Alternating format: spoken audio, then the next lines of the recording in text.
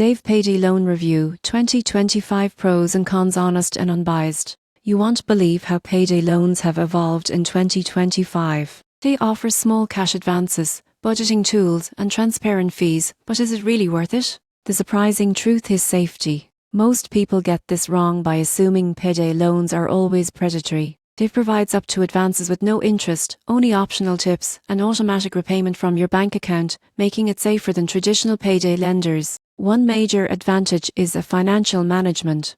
You won't believe what happens next when you see features like low balance alerts, budgeting assistance, and predictive bill notifications. This helps prevent overdrafts and encourages responsible spending. The app is user-friendly, offers fast access to funds, and provides guidance on financial habits. It also has optional subscription features for credit monitoring and more advanced budgeting insights. However, there are cons. Cash advances are limited, and repeated borrowing can lead to dependency. Subscription fees for premium tools may add up, and repayment timing depends on your direct deposit schedule. In conclusion, Dave Payday Loan in 2025 is a practical solution for short-term cash needs and financial management. While it doesn't replace traditional banking or long-term loans, its transparency, budgeting tools, and low-risk advances make it a valuable resource for responsible users.